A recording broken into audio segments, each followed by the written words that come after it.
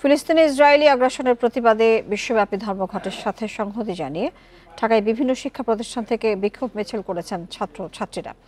ঢাকা বিশ্ববিদ্যালয়, বুয়েট সহ অন্যান্য প্রতিষ্ঠান থেকে দলে দলে শিক্ষার্থীরা বেরিয়ে আসেন রাস্তায়। গাজায় নজিরবিহীন গণহত্যার ঘটনায় মুসলিম বিশ্ব এবং আন্তর্জাতিক সংস্থাকে ইসরায়েলের বিরুদ্ধে কঠোর পদক্ষেপ নেয়ার দাবি জানান তারা। ফিলিস্তিনের গাজায় ইসরায়েলি বাহিনীর নিষ্ঠুরতায় প্রাণহানি ছাড়িয়েছে ৫৫,০০০। তাদের একটি বড় অংশই শিশু। বর্বরোচিত এই হত্যাযজ্ঞের প্রতিবাদ জানাতে মা বাবার সঙ্গে ঢাকার রাজপথে সামিল হয়েছে শিশুরাও। ফিলিস্তিনে ইসরায়েলের গণহত্যার নিন্দা জানাতে বিশ্বব্যাপী নো ওয়ার্ক নো স্কুল কর্মসূচিতে সংহতি জানিয়ে ঢাকায় ক্লাস পরীক্ষা বর্জন করেন শিক্ষার্থীরা।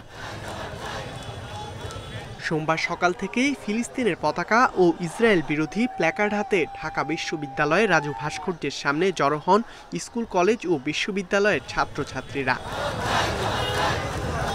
ধীরে ধীরে প্রতিবাদ সমাবেশের কেন্দ্রবিন্দুতে পরিণত হয় চত্বরটি। নজিরবিহীন গণহত্যার নিন্দা জানিয়ে ইসরায়েলের সমর্থক সব দেশে পণ্য বয়কটের ডাক দেয়া হয়। আমেরিকান জায়নবাদী যারা মনে করে যে পৃথিবী তাদের বাপের সম্পত্তি, আমরা এসে ফিলিস্তিন দখল করে ফেললাম, এটা তো হয় না। ক্যাম্পাসে বিক্ষোভ মিছিল বের করেন ঢাকা বিশ্ববিদ্যালয়ের শিক্ষার্থীরাও। ফিলিস্তিনের চাওয়াই আমাদের চাওয়া, সেটা হলো কি স্বাধীনতা, আজাদি।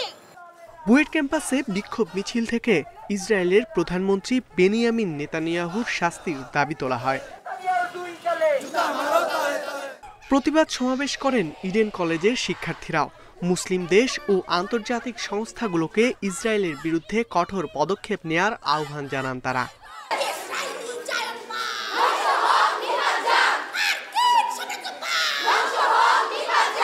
এদিকে সায়েন্স ল্যাব ও আশপাশের এলাকায় ফিলিস্তিনিদের প্রতি সংহতি জানিয়ে প্রতিবাদ সমাবেশ করে সিটি, আইডিয়াল কলেজ সহ অন্যান্য কলেজের শিক্ষার্থীরা। ইকরামুল কবির, ইন্ডিপেন্ডেন্ট নিউজ, ঢাকা। ফিলিস্তিনে ইসরায়েলের গণহত্যার প্রতিবাদে বিক্ষোভে উত্তাল রাজধানী। বিভিন্ন শিক্ষা প্রতিষ্ঠানের শিক্ষার্থীদের সাথে সামিল হয়েছিলেন নানা শ্রেণী পেশার মানুষ। ইসরায়েলি বর্বরতার বিরুদ্ধে প্ল্যাকার্ড আর ফিলিস্তিনিদের পাশে দাঁড়ানোর স্লোগান নিয়ে রাজপথে নেমে আসেন তারা। গাজায় নির্বিচারে গণহত্যার পরও যুক্তরাষ্ট্র সহ যেসব দেশ নিশ্চুপ, তাদের পণ্য বয়কটেরও আহ্বান জানান বিক্ষোভকারীরা। ইসরায়েলি আগ্রাসনের প্রতিবাদে সকাল ৯টার দিকে বাড্ডার ব্র্যাক বিশ্ববিদ্যালয়ের সামনে বিক্ষোভ শুরু করেন শিক্ষার্থীরা। নির্বিচারে ফিলিস্তিনিদের হামলা ও গণহত্যা বন্ধের দাবি জানান তারা। অন্তর্বর্তী সরকারের প্রতি ফিলিস্তিনি জনগণের পক্ষে অবস্থান নেওয়ার আহ্বান জানান শিক্ষার্থীরা। শিশুদের মাথা নাই, শিশুদের শরীরের অংশ নাই, শরীরে মানে ব্লাড সবখানে ছড়িয়ে পড়ছে। এটা পরে কি পুরো বিশ্বের মধ্যে নাড়া লাগে না? এরকম ধরনের গণহত্যা বিশ্বব্যাপী সাপোর্ট কিভাবে করে? সেই মন ইসরায়েল, সেই মন ইউএন এন্ড সেই মন ইউনিসেফ। সকালে মার্কিন দূতাবাসের সামনে সড়কে অবস্থান নেন বিভিন্ন বেসরকারি বিশ্ববিদ্যালয়ের শিক্ষার্থী ও সাধারণ জনতা। তাদের দাবি, মুসলিম দেশগুলো সাহসী অবস্থান নিতে না পারায় আগ্রাসনের সুযোগ পাচ্ছে ইসরায়েল। আমেরিকা বর্তমানে যেভাবে তাদেরকে সহায়তা করছে, সার্বিক দিক দিয়ে অর্থ দিয়ে, অস্ত্র দিয়ে সহায়তা করছে, তা অচিরেই বন্ধ করতে হবে। ইসরায়েল যে বোমা হামলাগুলো করছে, ফিলিস্তিনের রাফায় যে বোমা হামলা চালাচ্ছে, তার সবগুলোই প্রায় এসে থাকে আমেরিকা থেকে। যাদের মধ্যে সত্যিকার অর্থে মানবতা আছে, তারা যেন এই ফিলিস্তিনের মানুষের পাশে দাঁড়ায়। মার্কিন দূতাবাস ঘিরে বিক্ষোভের কারণে সেখানকার নিরাপত্তা জোরদার করা হয়েছে। কোনো ধরনের অপ্রীতিকর পরিস্থিতি এড়াতে সতর্ক অবস্থান নেয় আইন শৃঙ্খলা বাহিনী।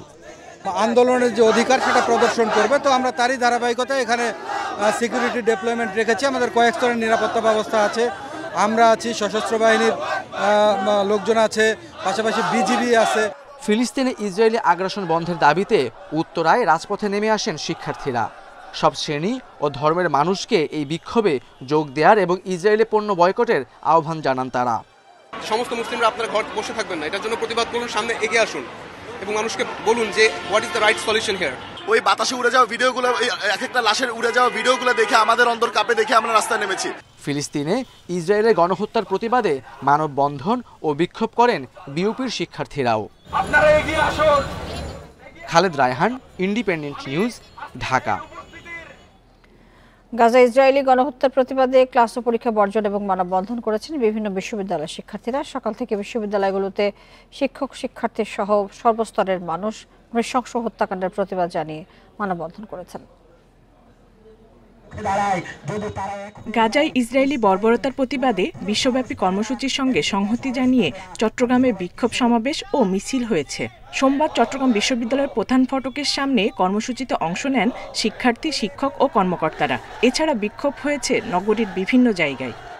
আমরা বলতে দিতে চাই যে ফিলিস্তিনে যে গণহত্যা চালাচ্ছে আমেরিকা এবং এই যে ইসরায়েলের যৌথ মদদে, আমরা এটা দ্রুত বন্ধ করার জন্য অনুরোধ জানাচ্ছি। যুদ্ধনীতি লঙ্ঘন করে ইসরায়েলি বাহিনী হামলা করছে, হত্যা করছে এবং সেটাকে ইন্ধন যোগাচ্ছে আমেরিকা সহ বিশ্বমোড়লরা। এদিকে মানববন্ধন কর্মসূচিতে একাত্মতা জানিয়েছেন রাজশাহী বিশ্ববিদ্যালয়ের শিক্ষক সহ সর্বস্তরের মানুষ। কর্মসূচিতে বক্তারা অবিলম্বে গাজায় গণহত্যা বন্ধের দাবি জানান। অন্যায়ের বিরুদ্ধে সবাইকে ঐক্যবদ্ধ হওয়ার আহ্বান জানান তারা। আমরা একটা ইনসাফ ভিত্তিক, ন্যায় ভিত্তিক মধ্যপ্রাচ্য দেখতে চাই, যেখানে প্যালেস্টিনিয়ানদের স্বাধীনতা, আত্মনিয়ন্ত্রণের অধিকার, মানুষের অধিকার, এগুলো আবার প্রতিষ্ঠিত হবে। গাজার জনগণের প্রতি সংহতি জানিয়েছে খুলনা বিশ্ববিদ্যালয়ের শিক্ষার্থী, শিক্ষক, কর্মকর্তা, কর্মচারীরা। বরিশালেও মার্চ ফর প্যালেস্টাইন কর্মসূচি পালন করেছে শিক্ষার্থীরা। আমরা চাই ফিলিস্তিন যাতে তার সঠিক বিচার পায়। ফিলিস্তিন কেন তার স্বাধীন রাষ্ট্রের স্বাধীন স্থানে দাঁড়াতে পারবে না? গণহত্যা চলছে, এর বিরুদ্ধে আমরা সারা বিশ্ববাসী একত্রিত হয়েছি। সারা বিশ্ববাসী আজকে 7 এপ্রিল গ্লোবাল স্ট্রাইক দিয়েছে। সাভারের জাহাঙ্গীরনগর বিশ্ববিদ্যালয়েও হয়েছে ক্লাস পরীক্ষা বর্জন কর্মসূচি। কর্মবিরতি পালন করেছেন শিক্ষক কর্মচারীরাও। এছাড়া বগুড়া, লক্ষ্মীপুর, ঝালকাঠি, ফরিদপুর, নোয়াখালী, জামালপুর, নীলফামারী, ফেনী, চাঁদপুর, নরসিংদী, বাগেরহাট সহ বিভিন্ন জেলায় কর্মসূচি পালন করেছেন শিক্ষার্থীরা। Independent news. যুদ্ধবিরতি লঙ্ঘন করে ফিলিস্তিনি ইসরায়েলি বাহিনীর বর্বরোচিত গণহত্যা এবং মানবাধিকার লঙ্ঘনের তীব্র নিন্দা জানিয়েছে বাংলাদেশ। পররাষ্ট্র মন্ত্রণালয়ের বিবৃতিতে ইসরায়েলকে অবিলম্বে সব সামরিক অভিযান বন্ধ সহ সর্বোচ্চ সংযম প্রদর্শন এবং আন্তর্জাতিক আইন মেনে চলার আহ্বানও জানানো হয়েছে। বিবৃতিতে আরও বলা হয়, আঞ্চলিক ও বৈশ্বিক স্থিতিশীলতার স্বার্থে মধ্যপ্রাচ্যের স্থায়ী শান্তির জন্য আলোচনায় ফিরে আসা প্রয়োজন বলে মনে করে বাংলাদেশ। বিবৃতিতে নিরস্ত্র ফিলিস্তিনিদের বিরুদ্ধে জাতিগত নির্মূল অভিযানের উদ্দেশ্যে ইসরায়েলের নির্বিচার হামলার তীব্র নিন্দা জানানো হয়। এছাড়া নিঃশর্ত যুদ্ধবিরতি বাস্তবায়ন, বেসামরিক মানুষের জীবন রক্ষা এবং গাজায় ত্রাণ পৌঁছানোর জন্য কার্যকর পদক্ষেপ নিতে বিশ্ব সম্প্রদায়, বিশেষ করে জাতিসংঘকে আবেদন জানায় বাংলাদেশ। ফিলিস্তিনিদের আত্মনিয়ন্ত্রণের অধিকার এবং 1967 সালের পূর্ববর্তী সীমান্তের ভিত্তিতে স্বাধীন ফিলিস্তিন রাষ্ট্র প্রতিষ্ঠার প্রতি বাংলাদেশের দৃঢ় সমর্থন পুনর্ব্যক্ত করা হয়।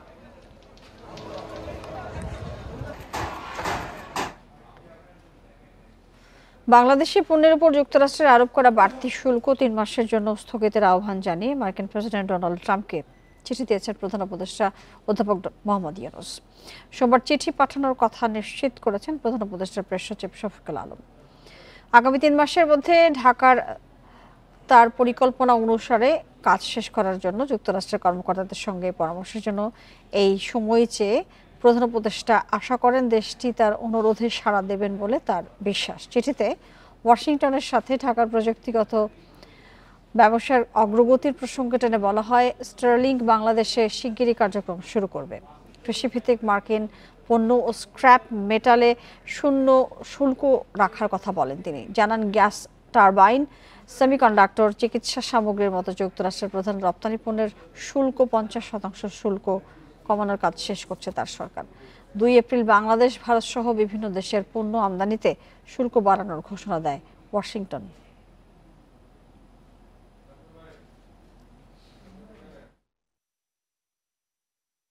আমরা পোস্টপোনমেন্ট চেয়েছি 3 মাসের জন্য, যাতে এর মধ্যে আমাদের যে অন্তর্বর্তীকালীন সরকার কাজ করতে পারে, যাতে বাংলাদেশে ইউএসের এক্সপোর্ট বাড়ে। আমরা এটা একটু চেয়েছি। স্টার্টআপ কোম্পানিগুলোকে মূলধন যোগাতে 800 থেকে 900 কোটি টাকার বিশেষ তহবিল গঠন করছে কেন্দ্রীয় ব্যাংক। শিগগিরই প্রজ্ঞাপন জারি হবে বলে জানিয়েছেন governor doctor Ahsan H Mansur. রাজধানীর হোটেল ইন্টারকন্টিনেন্টালে শুরু হওয়া বিনিয়োগ সম্মেলনে এক সেমিনারে তিনি বলেন এসব কথা। এ সময় বিডার নির্বাহী চেয়ারম্যান বলেন, উদ্ভাবনী উদ্যোক্তাদের ব্যবসা সহজ করতে নীতি সহায়তা দেওয়া হবে। ঢাকায় উদ্যোক্তাদের কোওয়ার্কিং স্পেস ও চাহিদা অনুযায়ী অফিস সেবা নিয়ে এসেছে মোর নামের স্টার্টআপ। আগামী 2 বছরে অন্যের উদ্ভাবনী ব্যবসাতেও $1 মিলিয়ন বিনিয়োগ করবে প্রতিষ্ঠানটি। সেক্টরটা হতে হবে বাংলাদেশ স্পেসিফিক, বাংলাদেশের যেই ধরনের প্রবলেম আছে সেই প্রবলেমগুলোকে সলভ করছে, এবং এটা cannot be a copied idea. পরিবেশ বান্ধব পচনশীল উপাদানে ব্যানার ও প্যাকেজিং পণ্য তৈরি করছে পলকা নামের প্রতিষ্ঠান। বাণিজ্যিকভাবে উৎপাদনে তারা বড় অঙ্কের বিনিয়োগকারীর খোঁজে এসেছে সম্মেলনে। শত শত বিদেশি বন্ধুরা, ইনভেস্টররা, স্টার্টআপ ইকোসিস্টেমের প্রায় সবাই এসেছেন। আমরা আশা করছি যে আমাদের অন্য সবার সাথে আমরা আমাদের প্রোডাক্টটাকেও একটু ফোকাসে নিয়ে আসতে পারবো। স্টার্টআপ কানেক্ট শিরোনামে আলোচনায় দেশি বিদেশি তরুণ উদ্ভাবনী উদ্যোক্তারা অংশ নেন। মূল প্রবন্ধে বলা হয়, তরুণ জনগোষ্ঠীর শক্তি কাজে লাগিয়ে স্টার্টআপ ব্যবসায় অপার সম্ভাবনা থাকলেও এ খাতে বিনিয়োগে অনেক পিছিয়ে বাংলাদেশ। সরকারের সম্পদের সীমাবদ্ধতা আছে, তাই আর্থিক সহায়তার পরিবর্তে নীতিগত সমর্থন জোরদার করা হবে, যাতে প্রতিবন্ধকতাগুলো দূর হলে স্টার্টআপ উদ্যোক্তারা দেশি বিদেশি অংশীদার পেতে পারে। বাংলাদেশ ব্যাংক গভর্নর বলেন, বিদেশি বিনিয়োগকারীদের জন্য পুঁজি ও মুনাফা সহজে নিজ দেশে পাঠানোর নীতিমালা সহজ করা হচ্ছে। উদ্ভাবনী উদ্যোগের জন্যও তৈরি হচ্ছে বিশেষ তহবিল। বাংলাদেশ ব্যাংক নতুন উদ্যোক্তাদের সহায়তা করতে 800 থেকে 900 কোটি টাকার একটি বিশেষ তহবিল গঠনের উদ্যোগ নিয়েছে। তহবিল থেকে শুধু স্টার্টআপ কোম্পানিগুলোকে মূলধন সরবরাহ করা হবে। এই বিষয়ে শিগগিরই একটি প্রজ্ঞাপন জারি করা হবে।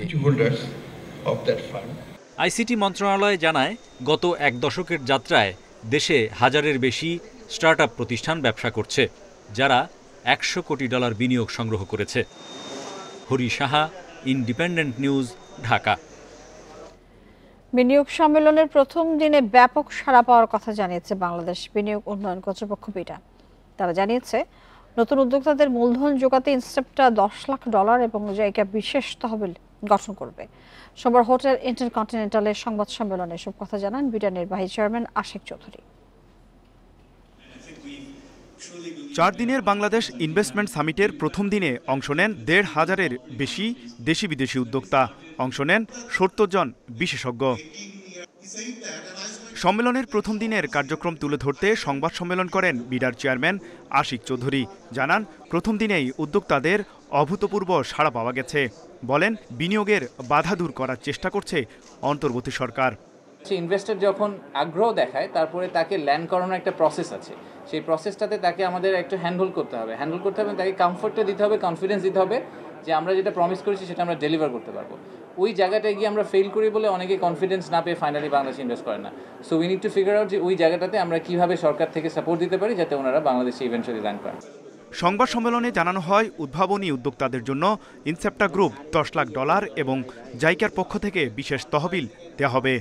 গ্র্যান্ট এবং ইকুইটি ফান্ড উভয় হিসাবে এবং লেন্ডিং, এই 3টা ফর্মের যে কোনো একটা ফর্মে দে আর ওপেন। যে কোনো ফর্মে তারা এটা বাংলাদেশি স্টার্টআপদের জন্য ব্যয় করবেন। বাংলাদেশ ব্যাংক এমন কোনো পলিসি বা এমন কোনো পলিসি ব্লকেডকে অ্যালাউ করবে না যেটা স্টার্টআপদের ফান্ডিং অ্যাক্সেস টু ফাইন্যান্সকে বাধা দেয়। বিডার চেয়ারম্যান আরও জানান, জুলাই আন্দোলনে ইন্টারনেট বন্ধ থাকায় ক্ষতির মুখে পড়েন ফ্রিল্যান্সাররা। ভবিষ্যতে ইন্টারনেট বন্ধ ঠেকাতে কাজ করছে সরকার। তৌহিদ রানা, ইন্ডিপেন্ডেন্ট নিউজ, ঢাকা। দক্ষিণ কোরিয়া, চীন সহ 40 দেশের 60 জন বিনিয়োগকারী ঘুরে দেখেছেন চট্টগ্রামের কোরিয়ান এপিজেড এবং মিরসরাই অর্থনৈতিক অঞ্চল। বিনিয়োগ সম্মেলনে এসে মাঠ পর্যায়ে কারখানা পরিদর্শন এবং বিনিয়োগের পরিস্থিতি পর্যবেক্ষণ করেছেন তারা। আন্তর্জাতিক বিনিয়োগ সম্মেলনের প্রথম দিনে দক্ষিণ কোরিয়া, চীন সহ 40 দেশের 60 জন প্রতিনিধি ঘুরে দেখেন চট্টগ্রামের আনোয়ারার কোরিয়ান ইপিজেড। তাদের সামনে তুলে ধরা হয় কারখানাগুলোর কর্মপরিবেশ, কর্মপদ্ধতি সহ বিনিয়োগের চিত্র।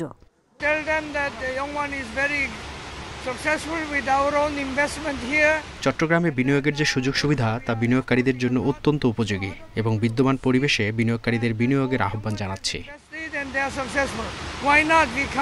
আমরা কোরিয়ান ইপিজেড তাদেরকে ওয়েলকাম করেছি যে তারা এখানে আসুক, ভিজিট করুক, দেখুক বাংলাদেশে ইপিজেডগুলির অবস্থা কীরকম। মাঠ পর্যায়ে সার্বিক চিত্র দেখে আসার কথা জানিয়েছেন বিদেশি বিনিয়োগকারীরা। নানা সীমাবদ্ধতা নিরসনে সরকারি সদিচ্ছাকে ইতিবাচক হিসেবে দেখছেন তারা। আমি মনে করি বাংলাদেশে এখনই বিনিয়োগের উপযুক্ত সময়। এখানে বিনিয়োগের সুযোগ অনেক বেশি। বিদেশি বিনিয়োগকারীদের জন্য যদি আমাদের ফ্রেমওয়ার্কটা সহজ হয়, আমরা যদি ইনভেস্ট করে স্বাচ্ছন্দ্য বোধ করি, আমরা আরও করব। সম্মেলনের মাধ্যমে বিশ্ব দরবারে বাংলাদেশকে বিনিয়োগের একটি ভালো গন্তব্য হিসেবে তুলে ধরাই লক্ষ্য বলে জানিয়েছে আয়োজক সংস্থা।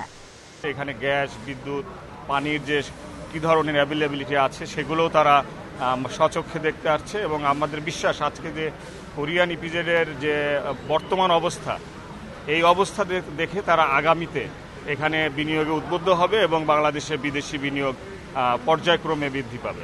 কোরিয়ান ইপিজেড ছাড়াও মিরসরাই বিশেষ অর্থনৈতিক অঞ্চল পরিদর্শন করেন প্রতিনিধি দলের সদস্যরা। Independent news.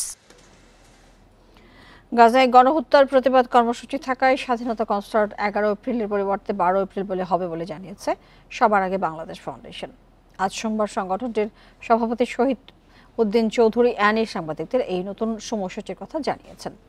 দুপুরে বিএনপি নেতা অ্যানির নেতৃত্বে ফাউন্ডেশনের একটি প্রতিনিধি দল DMP police commissioner Mohammad Sajjad আলীর সঙ্গে দেখা করেন। কনসার্ট সুষ্ঠুভাবে আয়োজনে ফাউন্ডেশনের পক্ষ থেকে পুলিশের সহযোগিতা চাওয়া হয়। একই সময় গাজা ইসরায়েলের বর্বরোচিত হামলা এবং হত্যাকাণ্ডের নিন্দা ও প্রতিবাদ জানায় সংগঠনটি। শহীদ উদ্দিন চৌধুরী অ্যানি জানান, ঢাকা সহ 4 শহরে একযোগে এই কনসার্ট 12 এপ্রিল অনুষ্ঠিত হবে। ঢাকা ছাড়াও কনসার্ট অনুষ্ঠিত হবে চট্টগ্রাম, খুলনা এবং বগুড়ায়। গাজা ইসরায়েলের বর্বরোচিত হামলা ও হত্যাকাণ্ডের নিন্দা ও প্রতিবাদ জানিয়ে দেশের আপামর জনগণকে এই বিষয়ে সোচ্চার হওয়ার অনুরোধ জানায় ফাউন্ডেশনটি।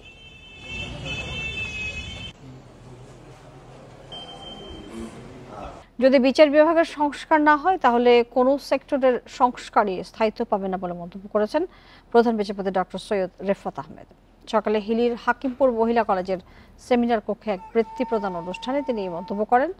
অনুষ্ঠানের প্রধান বিচারপতি আরও বলেন, দায়িত্বভার গ্রহণের পর বিচার বিভাগের অবকাঠামোগত এবং সাংবিধানিক একটি সুদূর প্রসারী সংস্কারের প্রস্তাবনা জাতির সামনে তুলে ধরা হয়।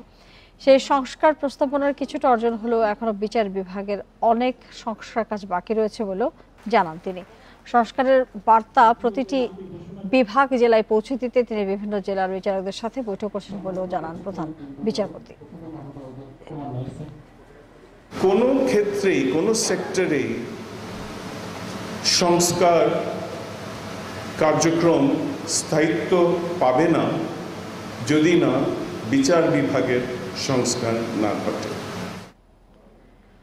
নতুন আইনের অনুমোদন না পেলে বিদ্যমান আইনের সংসদীয় আসন বিন্যাসেই জাতীয় নির্বাচন হবে, একথা জানিয়েছেন কমিশনার আনোয়ারুল ইসলাম সরকার। সোমবার আগারগাঁওয়ে নির্বাচন ভবনে দল নিবন্ধন, সীমানা পুনর্নির্ধারণ সহ বিভিন্ন বিষয়ে ইসির বৈঠক শেষে একথা জানান তিনি। আইনের সর্বোচ্চ প্রয়োগ নিশ্চিতে দল নিবন্ধন এবং আচরণবিধি হচ্ছে বলে জানান তিনি। আইনের তোয়াক্কা না করে জাঁকজমকপূর্ণ নির্বাচনী প্রচারণা প্রায় স্বাভাবিক চিত্র। প্রার্থী ক্ষমতাবান হলে বারবার জরিমানা দিয়েও ভাঙেন আচরণবিধি। এবার দল ও প্রার্থীদের লাগাম টানতে পরিবর্তন আসছে জাতীয় নির্বাচনের আচরণবিধিতে। সোমবার নির্বাচন ভবনে সীমানা পুনর্নির্ধারণ, রাজনৈতিক দলের নিবন্ধন, ভোট কেন্দ্র স্থাপন এবং স্থানীয় সরকার নির্বাচন নিয়ে সভা অনুষ্ঠিত হয়। সভা শেষে কমিশনার আনোয়ারুল ইসলাম সরকার জানান, নির্বাচনী ব্যয় ন্যূনতম রাখা এবং প্রচারণায় সবার সমান সুযোগ নিশ্চিত করার চেষ্টা হচ্ছে। সামাজিক যোগাযোগ মাধ্যমে প্রচার নিয়ন্ত্রণের বিধানও থাকছে খসড়ায়। এখনো আমরা অনুমোদন পাইনি, অনুমোদন পেলে পরে আমরা এই ডিলিমিটেশনের কাজটা করব। আর যদি অনুমোদন না হয় তাহলে আপনার বিদ্যমান যে আসন বিন্যাস রয়েছে সেই আসনের ভিত্তিতে নির্বাচন অনুষ্ঠিত হবে। রাজনৈতিক দল নিবন্ধনের আবেদনের সময় বৃদ্ধির বিষয়ে কোনো আলোচনা হয়নি বলেও জানান তিনি। এটা 20 তারিখেই আমরা বুঝবো যে আমাদের আদৌ এটা বাড়ানোর প্রয়োজন আছে কিনা। তবে যাদের প্রয়োজন নিবন্ধনের, আমরাও প্রস্তুত আছি যে নিবন্ধন দিব। যারা নিবন্ধন চাবেন তারা যদি আবেদন করেন তাহলে আমরা দিতে পারবো, আবেদন না করলে তো দিতে পারবো না। রাজনৈতিক দলের সাথে আলোচনা ছাড়াই আচরণবিধি চূড়ান্ত করার বিষয়ে তিনি বলেন, পরিস্থিতি অনুযায়ী অংশীজনদের সাথে আলোচনা করা হবে। সুলতানা জাহান মিতু, ইন্ডিপেন্ডেন্ট নিউজ, ঢাকা। জাটকারকায় পয়লা বৈশাখে পান্তা ইলিশ না খাওয়ার আহ্বান জানালেন মৎস্য উপদেষ্টা ফরিদা আক্তার। দুপুরে সচিবালয়ে এক সংবাদ সম্মেলনে তিনি এই আহ্বান জানান। বলেন, বৈশাখে ইলিশ খাওয়া সংস্কৃতির অংশ নয়। উপদেষ্টা জানান, আগামী ৮ থেকে ১৪ এপ্রিল জাটকা সংরক্ষণ সপ্তাহ পালন করবে সরকার।